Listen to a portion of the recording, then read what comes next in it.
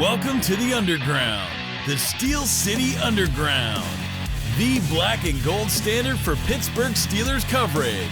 Now, here's your host, Joe Kuzma and Zach Meckler. Hello, everyone, and welcome to another edition of the Steel City Underground podcast. My name is Joe Kuzma, and joining me today, who is that over there? I was just joking with you. I was like, new phone, who this? Hey, wait, number one, I actually have somebody else here with me besides myself. Welcome back. Should we still call you the professor? I'm like kind of in between, man. It's like you're kind of beyond that, and I know it's not a nickname that you like to, what do you want to say, co-opt because other people have it, and you're not trying to. People who have a doctorate get real serious about being called a doctor. So if you ever feel uncomfortable about it, man, we know it's an inside joke. Some people that may be tuning in or newer here don't maybe realize some of the background with that particular nickname. But just let me know, man. Coach Zach Meckler, who, by the way, is also representing with the Allegheny College Gators. Congratulations. Sure. I gave you a shout out on the last show too about it. So congratulations, man. How's everything going? It's going well. The whole professor thing doesn't faze me. I think it was probably one of the first podcasts you guys had me on here for, which feels like an eternity ago now. I know someone came in the comments and was complaining, saying I was self-identifying myself as the professor because, there's analysts out there that have themselves as the professors of football. And, I'm like, if a nickname gets given to me, as long as I don't find it offensive, even if I do find it offensive, typically I don't care. I've been called a heck of a lot worse, so it is what it is. But it's the professor's fine. Coach is fine. I go by the title of coach now 99% of the time. So, but appreciate it. Thank you. And life's been a whirlwind. Looking forward to getting this new adventure started. A lot of love given to Utica College and giving me the opportunity to coach here for the last year. But I'm looking forward to going back to my alma mater and, getting to coach up some defensive backs down there will be a good opportunity for me. I'm looking forward to it and, getting back to my old stomping grounds. Yeah, good stuff, man, for real. And, just to clue some of the folks in, it's like the professor nickname. Number one, getting a nickname. If you nickname yourself, then that's usually unacceptable. You're just a jerk at that point. Yeah, but if somebody else gives it to you, and the worst I ever had was, I hated this one, but I was called Lurch. From the Addams Family, because if you don't see me off camera, I'm 6'5", very tall man. Yep. Yeah, basketball, that was kind of the thing, and a very pale white guy. So it grew. I eventually accepted it, but at first I was just kind of like, man, that wasn't a good one, and I had an injury. I was called Gimpy at one time too because I forgot what it, like my arm or wrist or something that had like a limp to, like a real gimp to it, and that one wasn't too good. You know what? Let's stop talking about my nicknames. But we always said you were the professor just because of your football acumen and outsmarting us a lot of times. You know what I mean? And you were going for. To be a physician or physician, yeah, at one time. So we kind of tied the two together. I mean, when you go to Case Western Reserve as your college too, especially like your post education, it's like, okay, everyone there is like, Josh Dobbs type territory, rocket scientist. It humbled me a little bit. I can tell you that much, being there and being around all those people. Well, not to be funny, but all those years of officiating, I officiated college soccer, and I would do some of the schools like Carnegie Mellon and Case Western and that, and it's like, well, as you're officiating them, you're hoping they don't outsmart you. The only ground you have to stand on is that, hey, these are still kids, and maybe they don't know as much. You're the one in the stripes right now. Yeah. So as we talk about how smart we are here, we did this. Adam Shine had his little spiel about the Bengals winning more games than the Steelers, and we continue to see all the lack of respect that the Steelers are getting in media, this, that, and the other thing. So we figured, why not just go through the rest of the AFC North schedule the same way we did with the Bengals and see how many games the Bengals were going to win. But we got two more teams to do here, and we didn't flip a coin. We specifically chose the Cleveland Browns today, which should excite one of our trolls or commenters. Hey, you've been fun. Charles, that's it. I think his username or screen name is Bragg, and I wonder if that's his real. Charles, is that your real last name, or you just like to brag about the Cleveland Browns? But it's fun. If you're over on YouTube, give this guy some grief like he does to us. Hey, keep it clean. Keep it clean. He's been very respectful. He reminds me of one of my family members. Again, I got where is it at? Somewhere down here in the corner. The house divided thing. That speaks near and dear to me. Where I grew up, half Browns, half Steelers fan. Same where I'm living now, actually, too. You get a lot of that, too. Nobody cares about the Bengals where I live, so nobody cares about the Bengals in Cincinnati for the most part. So maybe not as much traction on that episode. This one, I expect the haters to come out in full force, and they should, because the Browns suck. Now, they're okay. The Browns are improved, and you're probably a little less biased. Everyone's going to say, oh yeah, Zach's really great because he's really fair and this and that. And I know it's because I know you like the GM, and I don't mind Kevin Stefanski when they made that hire before, man. Like Hugh Jackson, Freddie Bathrooms, Kitchens, like some of the moves that were being made. Even to the point of, when I talked to my uncle, like father figure to me, right? Big Browns fan. We're talking about who should get drafted, this, that, and the other thing. And he hated Manziel. He hated Brady Quinn. He hated a lot of these picks. And he didn't want Darnold. And I said, you guys really should go take Baker Mayfield. And lo and behold, they did.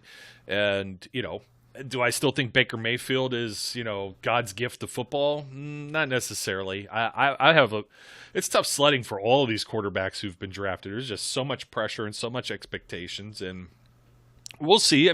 I just think my biggest problem with the Browns right now, and you can tell me what your opinion is, I just think they're overhyped. And I've got reasons for that. My main reason is, let's flip the script and say it was the Pittsburgh Steelers. Let's say the Pittsburgh Steelers had the weakest schedule in the NFL, and they win 11 games, and then they go on a slide. Or let's say the other way around. What did the Browns win last year? 9 games, 10 games? Hold on a second. 10 games, if I'm mistaken. Yeah, you know what? The whole figures right now with the 18. I'm trying to figure out the 18 weeks in the 17 game schedule is driving me 11-5. 11-5. The Brown. Yeah, did that include? That's regular season. 11-5. They had to win the final week with the Steelers, and then obviously play them back-to-back. But if you think about the narrative here, they lost to the Jets, like one of the worst teams in football toward the end, and then had to beat a Steelers team that had a lot of starters sitting, backup quarterback in. And if you think about it that way, and let's say it was the media talking about the Steelers, they wouldn't give the Steelers any credit right now, regardless of what happens. And they'd say, the postseason, it's just because the Browns had a high snap and an unlucky streak there, and that's the part that probably boils me the most. Is I think they're a little overhyped, considering as we go through this schedule, they're going to play a lot of the same teams the Steelers do, with the Steelers having the toughest schedule in the NFL. Yeah, I think you look at the reasons why they're hyped up, and people like I think. As much as Pittsburgh fans like bashing the Browns, I think fans in the media generally hate watching a team be in the basement for as long as the Browns were. I think everyone sees a flash in the pan. You cited Hugh Jackson being the kind of flop that he was and how he mismanaged the organization. Freddie Kitchens really being a coach that really wasn't in a position at that point to be a head coach in the NFL. He really wasn't. I think Freddie Kitchens is a fine position coach. I think could be a fine coordinator. I just think that everyone even in Cleveland, I think most people admitted the fact that he really was in over his head when he got that gig. And then all it took was them finally getting all they needed was somewhat competent coaching. Kevin Stefanski provides them that, if not more. Obviously we'll have to see if that prolongs. And Andrew Berry was a guy that was a hot ticket on a lot of people's interview circuits for GMs in the years leading into him leaving Philly to go to Cleveland. And I just think you look at that, that's why people are excited. They have a very good roster. Their offensive roster, I think, with or without Baker Mayfield, is still one of the best in the AFC North. They have the best offensive line. They have good weapons. They have great tight end play. They have obviously the best 1-2 tandem in the AFC North and running backs, maybe the best 1-2 tandem in the NFL, period. Defense obviously has all the turnover on defense with all the starters they're getting, all the new players, the rookies, the new free agent additions. So there's a lot to be excited on paper. But the thing is, why I'm always hesitant to say any team is going to be more than just a flash in the pan, because we've seen prolonged success be so difficult to attain in the NFL. The Steelers have managed to do it. We saw the Patriots do it for so many years. Green Bay, albeit, not getting back to the promised land except for, that year back in 2010, 2011. They have still found prolonged success where they're in the postseason every year. The Seahawks in the postseason every year. You have those teams that are in the league that are always going into the year as contenders. The Browns, are that flash in the pan where, they were very good last year and they got better in the second half of the season, minus the loss to the Jets, which was still a very ugly loss. But you look at where they're going next year, before anyone should be crowning them, you need to see them get that. Now, if they can go in there and not rest on their laurels from last season, say, yeah, we went 11-5. Yeah, we beat the Steelers in Heinz Field. We almost went into, Arrowhead and almost beat the Chiefs. Are we okay with that? Are we gonna go through and actually progress from that point? Are we gonna actually be a better team? And if they do that and they take those opportunities while they still have Baker Mayfield on a rookie contract, then I sit there and be like, yeah, the Browns are here. The Browns are going to be a threat. And they have enough talent and foundation built up right now where if Baker Mayfield gets whatever contract, because I can't even come close to predict what type of money he's going to get, high or low. I don't know. I can't get a feel for what Andrew Berry and Kevin Stefanski can be willing to give him either. Some of me feels like it's going to be very much like a Ryan Tannehill type contract. He could get closer to a Dak contract. I think he's more of the Ryan Tannehill type quarterback in terms of, scheme is a huge thing for him, and he's good enough to win games, but he's never going to put the team on his back. I think that's how I view Baker Mayfield. I'm sure Browns fans will disagree with me, but I think the Browns' MO has been rely on the run game. Don't ask Baker to do too much and allow him just to be able to make the throws he needs to make and let the scheme do the rest of it. The offensive line will keep him upright. They'll get the ground game. Nick Chubb and Kareem Hunt will get the yards. And then you have guys like Odell Beckham Jr. and Jarvis Landry that can move the chains when you need them to. So I think the Browns, it's easy to see why people are excited by them. I think if you really look at what they are, I'm more concerned about the Browns heading into this season than I've been at any point in my 26, 27-year life. But I still think when it's all said and done, we have to see them provide results in back-to-back seasons and then maybe a third season before we claim them to be anything. I think people are too quick to jump on this. The Browns are the biggest contender to the Chiefs. We have to see it because teams change every year. And if the defense ends up being worse than it was last year, or we see this step back with all these new pieces in place, they're not going to be a legitimate team. They're going to be in shootouts all the time, and teams are going to be able to put their clamps down on them in the fourth quarter when you have to put Baker Mayfield in a position where he has to win the game for you. But the defense ends up stepping up, and all these new additions mesh together, and Myles Garrett, again, continues to be a Defensive Player of the Year candidate. And the Browns have the best roster in the AFC North, and that's a tough pill for Steelers fans to swallow, but they will be a team that is hopefully well coached. Well, not hopefully if you're a Steelers fan. And, in a position where, they're going to be winning games. And I think it's very plausible they are in a position to win the AFC North this year. Or they could be in a position where they're back in third place again, because I never discount the Ravens, and I still think it's foolish to discount the Steelers even in their current state. I think you have to look at those two people. Until someone knocks them down, they're the teams to beat. The Browns are still going to be climbing up from the basement, in my opinion. Leave something on the bone, man. I know. I rambled there. I'm sorry. No. Ramble away, man. I'm the Rambler. That's Yeah, going to be. I'm not going to give myself a nickname, but Rambler would be pretty good sometimes. Obviously, I can get going, especially when I'm on my own. And we talked about this ad nauseum about a Baker Mayfield contract and this maybe being their window right here, particularly this year, maybe even into next year. Jarvis Landry, Odell Beckham, not getting any younger. Those guys are no longer, compared to me, still young men, probably your age. But, talking in NFL terms and wide receivers, 28 years old, you're starting to get on the tail end there. You're starting to trail off. That's not to say they won't have good seasons. I'm just saying Father Time, as a lot of people say the cliche, Father Time is undefeated. And, I'm going to go back to, this was yesterday, Good Morning Football. I was talking with somebody on Twitter about this. They're like, it's not a real program. It's more entertainment. Yeah, it is. You got to come up with things to talk about, which is part of our problem right now. Like during the off season, it's like we got to come up with things to talk about too. So I could totally sympathize. But one of the topics was, are the Browns and Chiefs neck and neck in the AFC? And I said, man, this is the most preposterous thing that I get why they're bringing it up, because you got to find talking points. But for anybody to agree with it, Nate Burleson was really grounded and had pretty much like the same take that you had said, that he's got to see more, et cetera, et cetera, et cetera. The Browns, yeah, they got real close within striking distance here of the Kansas City Chiefs, right? Yeah, they're playing in a divisional game. Patrick Mahomes ends up leaving the game, and I just saw a name here. I got to interrupt myself because Le'Veon Bell actually got a carry in this game, and I had forgotten that he made some noise the last few days. Just real quick and brief.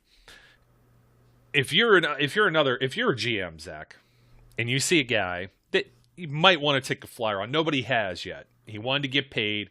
He seems to have a reputation, but then he comes out and he says something about Andy Reid and complains about Andy Reid, a guy who's been in 3 straight AFC Championship games, 2 Super Bowls, has quite the track record prior to being the Chiefs, and he really hasn't had losing seasons as the Chiefs head coach, even going back to the Eagles with all the success he's had. And as long as he's been in the NFL, this is like a lifer, like a Mike Munchak type guy, you know what I mean? Like a Bill Cowher type guy. He's been there for a minute. Dick LeBeau, okay? Precisely. The light bulb's going off here. I'm like, if you can't play for Mike Tomlin, or you can't play for Andy Reid, or you can't play getting paid the third most at your position in the NFL without complaining and being, I don't necessarily troublemaker, locker room headache, whatever it is you want to label it as. And I defended him many, many times over the years. It's like you're just digging your own grave, man. Like, come on. So I'll leave that for a second just because I was looking at this. This is when they started handing the ball off here. Third quarter, Patrick Mahomes comes out of the game. They got Chad Henne. Chad Henne even throws a pick in this game. You had the Browns come within 5. That interception's there. It's like, they could almost do it, and then they don't. And the Chiefs close out the last 4 minutes and 9 seconds of this game. They possess the ball for a decent amount of time in the second or in this fourth quarter as well. At least maybe close to maybe half of it. But the last 4 minutes, and the Browns couldn't get the ball back, and they made a decision. They were on their 32. They went to 4th and 9. They couldn't get it done there. They got a 4th and 1 that they were able to convert. They pretty much like it's a coin flip. If it's 4th and 1, this drives Steelers fans crazy because you never see Ben just get up under center, hurry, and sneak. It's the Tom Brady thing, and the analytics overwhelmingly support this is what you should do. But anyways, just to refresh, I'm bringing up this specific game because this is the topic: are the Browns and Chiefs neck and neck in the AFC? I think the Chiefs with Patrick Mahomes are anywhere neck and neck with the Browns. I would have trouble making that argument for the Steelers. As bullish as I am on the Steelers, the Chiefs are clearly head and shoulders the team to beat right now. And the Buffalo Bills were the other team in that championship game with a young quarterback on the rise and a young roster and a lot of solid pieces there that make them a viable contender. Are the Browns kind of getting into that conversation? Sure. But like you said, flash in the pan, I don't even like to necessarily say that. I just like to say, like, track record. This team has to... You can't say neck and neck when they make one playoff game by virtue of how they got into the postseason to begin with. And you made the great point, meat on the bone, right? They play. This is the reason we're going to go through all the games and see now what do we think the Browns could win, lose. They play in the AFC North. If they played in another division, then that may be a little more beneficial to them. But seeing as they're playing in a division where the Ravens and the Steelers have been the kings of this division for such a long time, the Bengals snuck into that conversation for a few years, and they've been out of it for a few years. So I don't necessarily, that's the reason why they're just kind of left off. But those divisional games, they could be a real a pain in the butt too. If you put Bengals and Browns, Bengals and Steelers, they're not necessarily just a cakewalk. The Browns had this game last year that was 37-34 in Cincinnati, it was like a complete shootout. In fact, the first one, which I kind of was throwing it out a little bit because it's early, it's September, it's a COVID season, 35-30. These are close games. And there were a lot of close games on the Browns' schedule last year. There were a few that weren't. They got walloped by the Ravens 38-6. And as you said, you go on after their bye week, it seems like they're a more stable team. They went from 5-3 to 11-5, so they went 6-2 over that last stretch after the bye. But again, we're talking about the Steelers, they're down and out. Ben's old. They played an easy schedule last year. They play a hard schedule this year. Well, the Browns during this run last year, a 3-point win over the Texans, a 5-point win over the Philadelphia Eagles, a 2-point win over the Jacksonville Jaguars, a 6-point win over the Tennessee Titans. They lose to the Ravens by 5 in another shootout. I can't figure out how no one played defense in that game, that Monday night game. They beat the Giants pretty handily by 14. They lose by 7 to the Jets, and they win over Mason Rudolph. I'm not going to talk about him today. Don't worry. Don't want this show to go 2 hours. 2-point win over the Steelers they get in the postseason. And a lot of people look at the score and they say, how like they, just manhandled the Steelers. It's like the Steelers spot them like 28 points on a lot of bad football.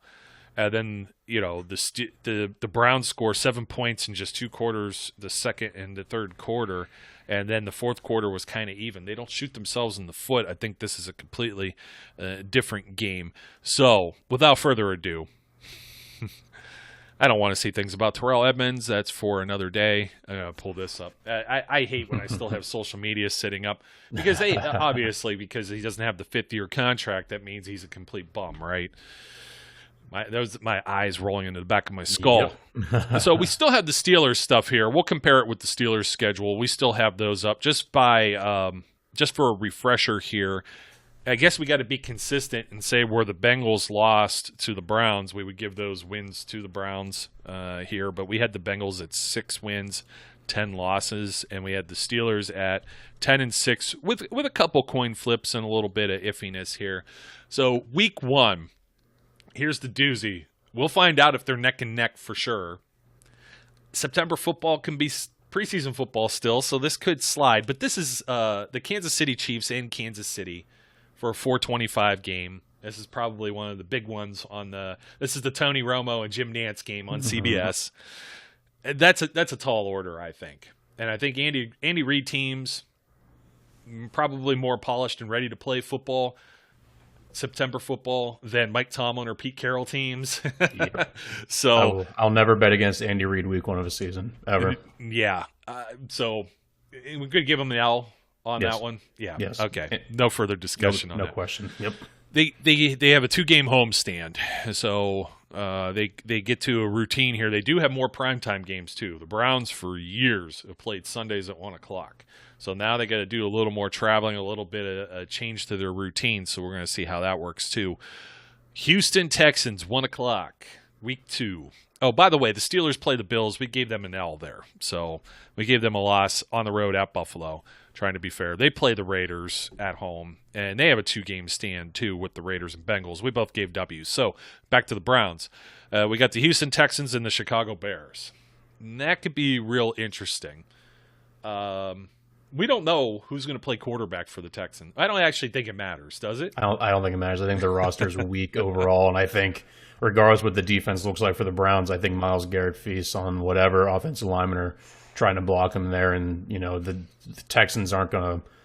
I don't think they're going to have a chance at stopping a single thing the Browns do on offense. I think that game's going to be a snooze fest, honestly. I think the Browns win that one pretty handily, regardless of Deshaun Watson's the quarterback or not. Fair enough. Now the Bears were the team we were trying to even figure out. We're talking about that. There's a Monday night game for the Steelers later in the season. This is a game where Chicago's coming over for a 1:00. We don't know. Will Justin Fields be the quarterback? Will Andy Dalton be the quarterback? I'll tell you what. If they start the season with Andy Dalton, I could see this being a game where Andy Dalton, I don't know. He's still 2 years removed. I know it's not the exact same Cleveland Browns team, but he has some familiarity with some of the pieces that are there. does that mean anything better? Because Andy Dalton will throw the ball in the row 3. I think the way I look at it, either way, if Andy Dalton's the quarterback there, he's not going to give them a better chance against the Browns. And Justin Fields is a wild card. Maybe he has like a surprising Justin Herbert-esque rookie season if he is the starter for most of the year. I don't see him being that caliber quarterback as a rookie, but I think regardless, you're a rookie quarterback going on the road, or you're Andy Dalton, I think the Browns still have a pretty good opportunity at this point. I know we're weird about it because we're weird about how I don't really know what the Bears are going to look like, and I don't know what they're going to be by the time the Steelers play them later on in the season. But I think at this point in the year, there's enough wrinkles still kind of trying to iron themselves out there. I think the Browns should be able to win that game as well. Being at home, I think, is a huge saving grace for them there as well. Yeah, that definitely. I'm always thinking about matching the offense and defenses up here, and I'm like, did the Bears have enough on defense? I mean, their offense was just miserable last year. So I mean, I don't know. That's a tough question. What they got going, their backfield receivers, everything else. Allen Robinson, who's kind of just disappeared for me, man. I forget he was even there. Yep. So yeah, we'll give Browns the W here. Incidentally, we have both teams now at 2-1 through 3 weeks, which should be pretty interesting. We're going to see how this stacks up when we do the Ravens one. Can everyone go 2-1? I don't know. I mean, we have 1-2 for the Bengals, so I don't know. Minnesota Vikings at Minnesota for a 1:00 game. Minnesota is like a team I don't know. I don't know how to gauge what or who they are at this point. And the Cleveland Browns, here's another thing. When we're talking about Baker Mayfield, I had his numbers up and I dropped them. But it's like he didn't throw as many interceptions or get sacked as many times as he did his sophomore season there in the league.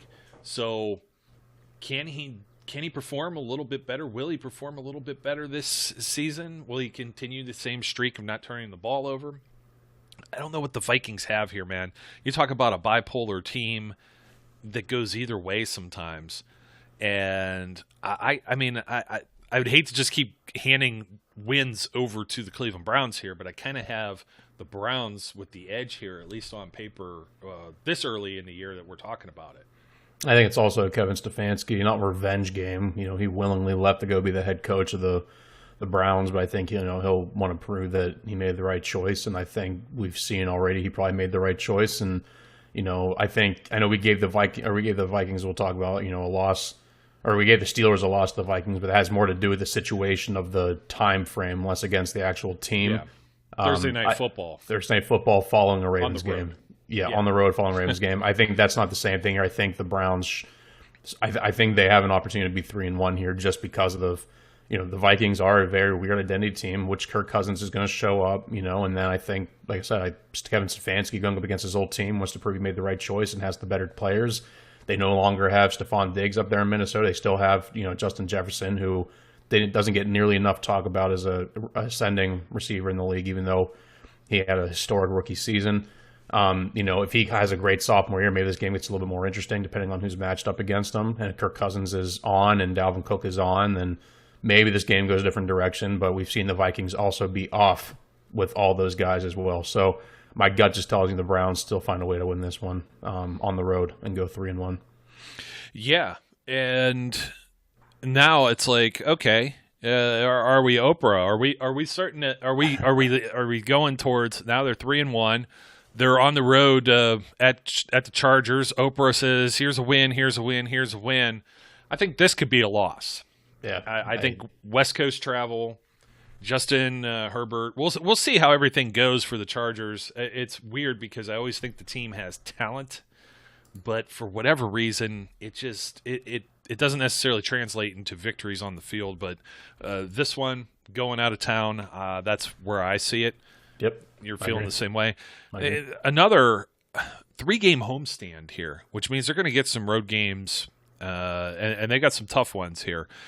But I don't know how confident I feel that they're just going to keep stacking W's here. Arizona, they bring Arizona over for a 4:00 game.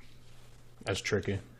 It's a very tricky one, and I could see it going. I hate the waffle. We have one waffle coming up because we already put it on the Steelers schedule earlier when we did this same exercise with the Bengals episode.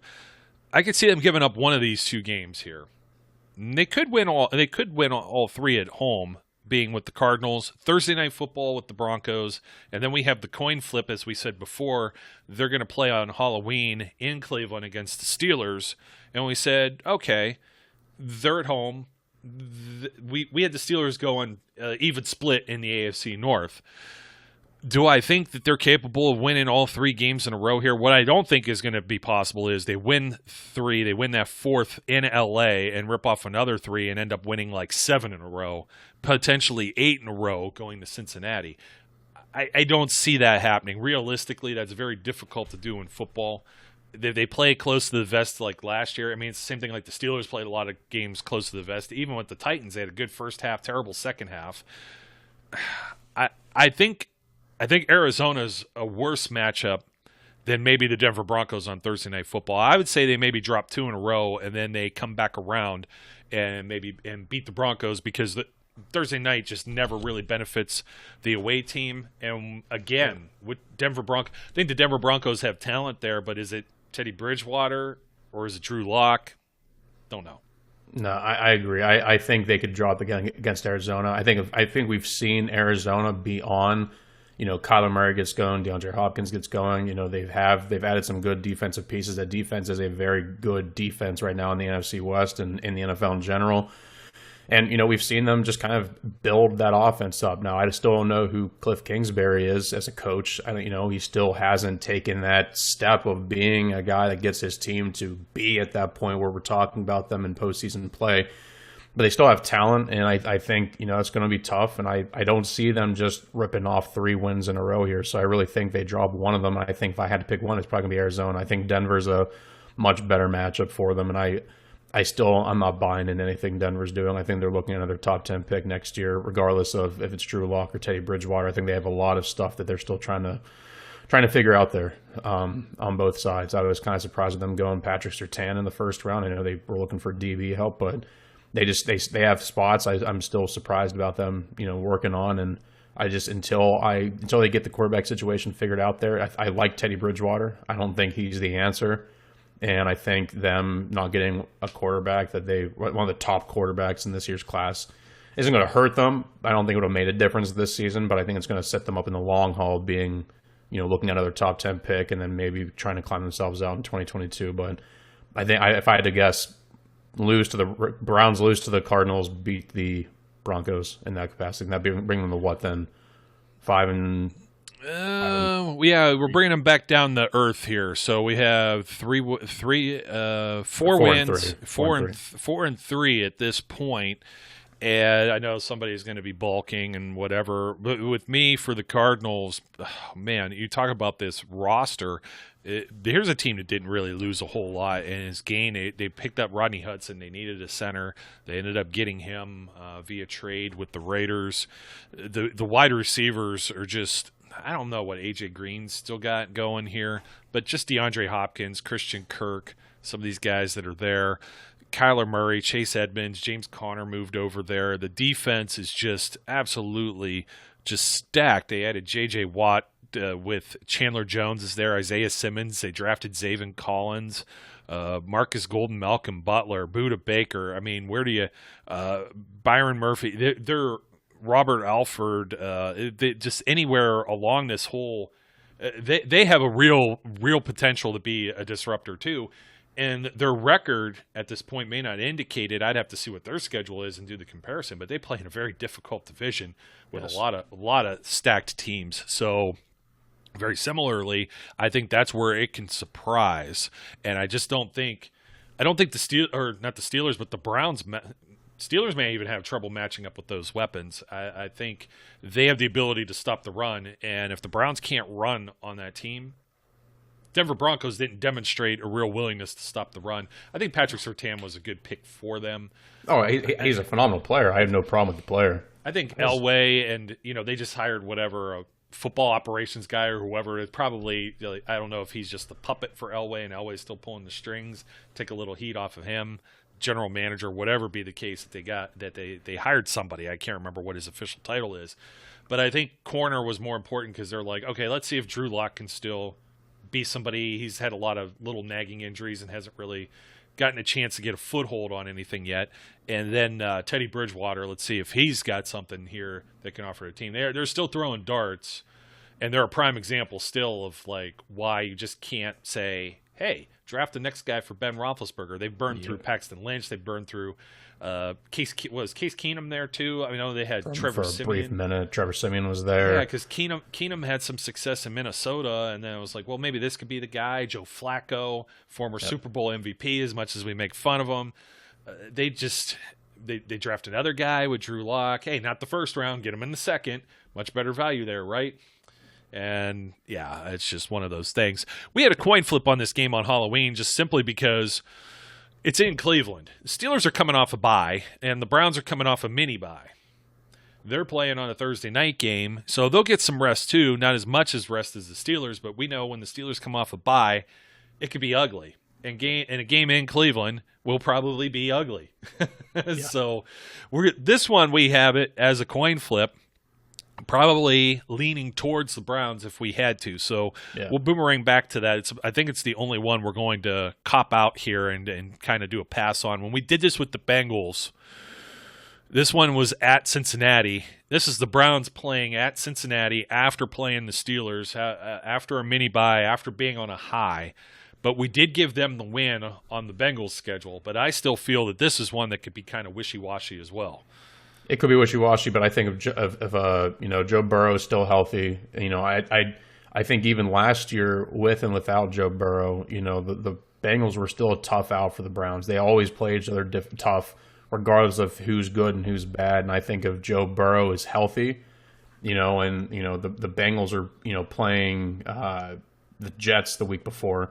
I think, that's going to be, they're not going to have the same type of caliber and slugfest beforehand. I think you're going to see the Browns and Steelers beat the hell out of each other. I think that's going to speak very well for the Bengals there. That's why I think the Browns do drop that one. And it's not because I think the Bengals are a better team. The NFL's full of parity, and you see stuff like that happen all the time. And the Bengals have played the Browns tough, and Joe Burrow, I think, has a decent sophomore year. They have talent. It's not like the Bengals don't have talent. Health has always been the issue with them. So I think coming off a game against the Steelers the week before, the Browns dropped that one. And I personally do think the Browns win that first matchup with the Steelers. Just because I've learned to not trust the Steelers off a bye, particularly when it's against a team like the Browns. That's going to be a tough, ugly game. So I think the Steelers lose that one, the Browns beat them, and the Browns fall to the Bengals the following week. Yeah, it's a divisional game, so you still have it kind of the other way. I'm going to put a W on my end. I'll cop out. I'll put the X on this one too, just so we can tally it toward the end. This is like a legit 50-50. I'll put a 50-50 on there. This is like the first time we've actually – Zach is not a yes guy by any means. He's not just agreeing with me, and I'm not just agreeing with him. Trust me, we've gotten in – we get into spirited discussions. It's not never disrespectful, and sometimes we find out we're both trying to say the same thing in different ways. Yeah, just drastically differently, and to the point where we don't really realize until the dust settles. He's using his textbook football terminology, and I'm over here like the guy with the beer cap with the straws trying to say it. Okay, this is a loss. I don't care what you got to say. November 14th at the New England Patriots. There is no way in hell Bill Belichick will ever live down losing to the Cleveland Browns, especially in his own building. It's not going to happen. He just retired at that point. No, it's just that I don't care if he has to play every quarterback he has on his roster simultaneously. Mac Jones a quarterback, you have Cam Newton a running back, or tight end or whatever, and it's coming, man. We're going to see it. Maybe one of these, they bring the XFL back for the 5th time or something. Detroit Lions at home. Okay. Browns are starting to look they're looking a little shaky here for all the analysts. So we have them starting at 3-3, then 4-3. We have 2 coin flips here that we said, okay, I'm saying they could win 2 of them. They could be 6-3. You have them even going 5-4, whatever. I'm not even sure what the math is here at this point, but we'll figure it out. But this loss gets them back around. This is around 500 football, with the exception of do they win or lose in Cincinnati, depending on our opinions. I think they could beat the Detroit Lions at home. I don't think there's really. I don't know what the Detroit Lions offer. I'd be very surprised, but Here's another thing. This is a team, when you're talking about these teams that are kind of in limbo, kind of developing, when you get to November, they should have an identity. So it's not like you're playing them in week 1 or 2 where you can take advantage of them being on your schedule. That's where I see the Steelers like against the Raiders. I'm like, do the Raiders have their stuff together yet? I don't really know.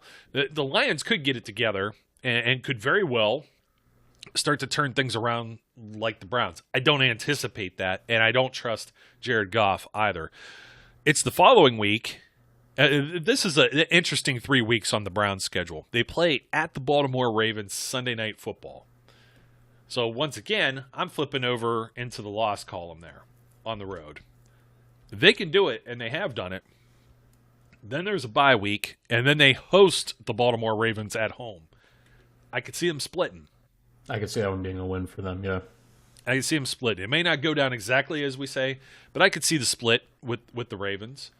It's happened. It's happened where the Browns have not had good. What was it? The one victory that of the Hugh Jackson era was against the Ravens. Mm-hmm. So there could be some ugly football. Interesting to be determined time, but the date is listed as Sunday, December 19th against the Raiders. They have them at home.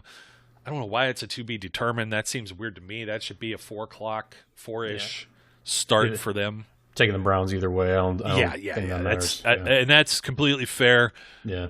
This is where we're going to see at the Green Bay Packers, 4:30 on Christmas. Again, this comes back to who is the quarterback. If it's Aaron Rodgers, I think that honestly at this point would be a very good indicator of where the Browns are as a team. Yeah. Are they a legitimate contender? Even with their record, I think they'll be a better team than their record might indicate to this point.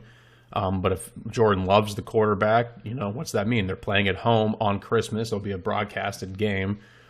So like this is the only coin flip on here for me personally, because I don't know. It's hard to gauge what the Packers are going to be with or without Aaron Rodgers. I think they're a far worse off team right now without having seen Jordan Love really a lot at all. To this point, I think Aaron Rodgers makes them obviously a contender. And absolutely. My gut wants to give this be a loss. But at the same time, if the Browns are going to be legit, they're going to have to beat teams like the Packers, regardless of the circumstance, but I struggle to see this one be a win for them. Even if it's at home, I feel like I have to give them a loss on this one personally, if Aaron Rodgers is the quarterback.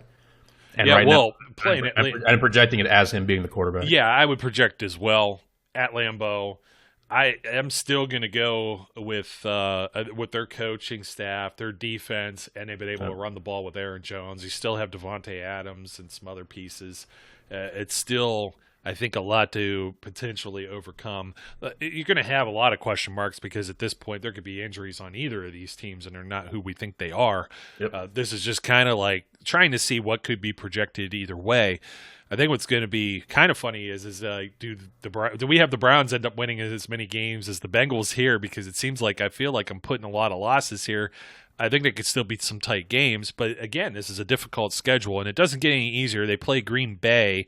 They get a little bit of a break, though. They play on a Saturday for Christmas, and then this game goes to Monday Night Football in Pittsburgh. 2 tough road games. I understand it's a bus trip. This one could have all the marbles on the line. And if there is all the marbles on the line, color rush jerseys in Pittsburgh, final game of the home season at Heinz Field, Monday Night Football. Sorry, this is where you split. Again, with the AFC North division opponents, this is a Steelers win and a Browns loss. You're not going to talk me out of that one. No, I agree with that one. I think the Steelers are in a better position at that point in time. I mean, I know they're going to be coming off a game at the Chiefs, and that's going to be a very tough game for them regardless if they win or lose.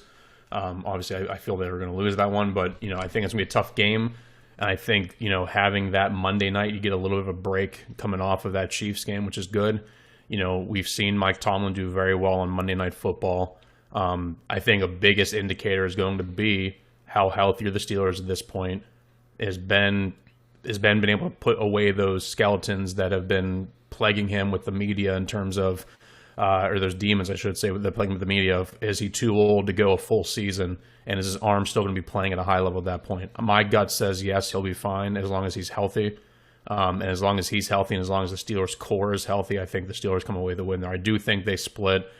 I'm not going to lie. It wouldn't surprise me if the Browns were to sweep the Steelers this year. It has nothing to do with me thinking the Browns are a truly better team. It has more to do with just the circumstances. But I think the Browns lose this one, personally. I think it's, when it gets down to it, I know people will say, oh, they beat them in playoffs when it mattered, so why would they beat them this year when it mattered? I think it's just the circumstance of what the season's going to look like. The Steelers are probably going to be playing for their playoff lives. Ben's not going to be resting at this point in the season. Minka Fitzpatrick, TJ Watt, Cam Hayward, those dudes aren't going to be resting at this point in the season unless the Steelers are miraculously, 14 and 15 and 0 at this point, which is not going to be the case.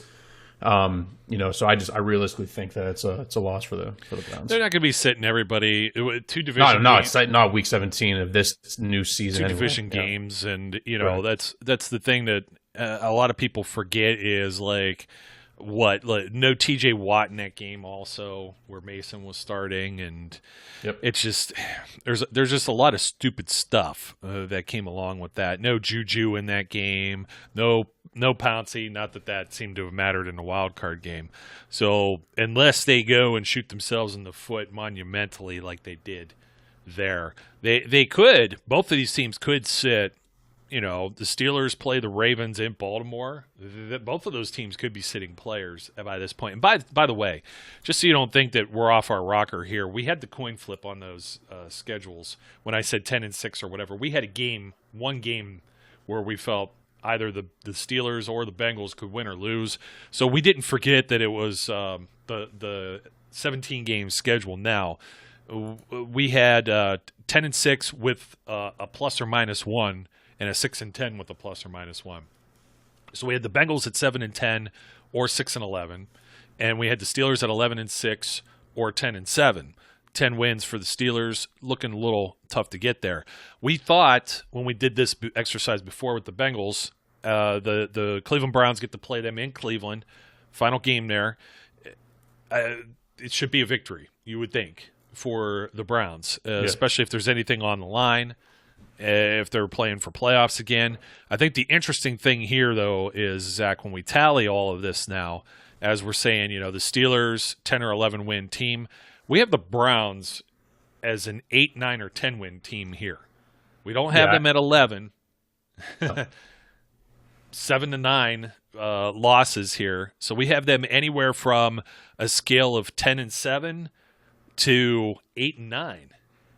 Yeah. Which would still put them ahead of the Bengals. So this could be interesting when we get to the Baltimore Ravens and do this same exercise. I'm sure we PO'd anybody who's listening or thinking we're not giving the Browns enough respect. I think the biggest problem on here is I don't think that they're going to steamroll through all of these teams. It's still a very difficult schedule. I think the teams that they should beat are definitely on here. Somebody's going to say, well, they could beat the Chargers. They could beat Arizona. Okay, does that get you to 12 wins? Like right now, it does, but I think people look too much at the record and less the quality of the team. I think I have the Browns right now as a 9-8 team. The game against Arizona could go either way for me. As much as I hate to admit it, the game against New England could go either way for me. I think those are really the two. You get those two, all of a sudden you're 11-6. I think 11 wins or 10 wins you the AFC North this year. And I think whoever gets that 10 wins is going to be a legitimate threat in the playoffs. I don't think that means you're looking at a old NFC West where you used to have a team with 8 wins, be 8-8 or 7-9, win the division, make the playoffs, and then absolutely get blown out because they didn't deserve to be there, like the NFC East last year. I think you're looking at a situation where 9 wins in the AFC North means you went the gauntlet, you're above 500, and you are a dangerous team in the playoffs. I think if you're a 10 or 11 win team in the AFC North, like if one of these teams ends up getting 11 or 12 wins, they are about as legit of a threat as you could possibly get in the AFC to the Chiefs, to the Bills. And I think the Bills fall in the same category, in my opinion, as the Browns, where let me see them do it another year. Let me see Josh Allen not have that season last year and all of a sudden fall off. Let me see him continue to progress because teams fall off all the time. And I don't think it's a knock on the Browns to say they're a 9-10 win team. If you're being objective and you're looking at it, the Browns had some games last year where they really disappointed or they got into shootouts and they weren't able to close them out. And I think that's going to be the difference this year. If they can pass that up and they win some of those games, like they don't lose it to a team like the Jets, they don't lose in a shootout to the Ravens, then yeah, I think they're going to be a legit thing. But they could very easily drop those games. And again, until I see them do it, and until I see them consistently do it, I'm not going to sit there and be like, these are the guys. These are the guys I'm putting there. It's them and the Chiefs, and I can't wait to see the AFC North or the AFC Championship game. Neck and neck. Yeah, until I see that happen. 9 wins, 10 wins, and in the AFC North, when you have the Baltimore Ravens still being a highly competitive team, and the Steelers, who I think are still a competitive team, regardless of the national media and their experts think that they are or not. I think all these teams have questions that need to be answered, and I think all of them could have a plus or minus 3 game difference. Like the Browns could be a 12-win team, they could be an 8-win team. The Steelers could be a 7-win team, they could be an 11-game team. You know, you don't know. So I think 9 and 8, 10 and 7, that is all fair for the Browns, just like it's fair for the Steelers and the Ravens at this point. Yeah, you're right. Battle tested. That's basically the way it's going to be heading into this, and to still be fair, the main reason is the Browns are playing 12 straight weeks before a bye. That's tough. I mean, we saw what that did with the Steelers. They had an early bye. These guys have a late bye. I don't think they could rip off 7 straight wins, and even if they rip off, let's say 6 straight wins, then I think that means they don't split. We have them splitting. Well, we have them sweeping the Bengals. But we have them splitting the Steelers and Ravens. And it could easily go either way, where maybe the Steelers or Ravens do that. So you pick up a win against one of these other teams we said they might lose to, like Arizona, and then you come back around, but they lose both to the Ravens, so then it balances itself back out. So it's like, just kind of look at it that way as far as the X's and O's and things of that nature. With 7 teams making the playoffs, I still think that they are a legitimate playoff postseason contending team based on the talent that they have. So I'm not trying to say they're going to completely fall off a cliff, but you look around the rest of the AFC, you got to see if the Patriots rebound with all these big moves that they've made. Who knows what's going to go on in the AFC South with like the Colts, the Texans, obviously, why can't I say it? The Jaguars, like you don't know. You got to think that maybe the Titans are still going to be the kings there, and maybe no other team comes out as a contender. If you're going to have 2 teams come out of the AFC North, it means only one other wild card team aside from the other 3 division winners there. Does the AFC West have one of those teams? If you're talking about somebody other than the Chiefs, the Raiders, Chargers, and the Broncos, I don't really think so. So, but there is a chance those teams could collect enough wins and force one of these teams out because they're playing a much more difficult schedule. The whole AFC North division is. So, I know we're up against it, Zach. So, hey, thanks, buddy. We got one more of these for sure to do, and then I know you're going to be diving into the whole coaching schedule, and just don't be that guy that doesn't visit that relative. That be the guy that pops in unexpectedly.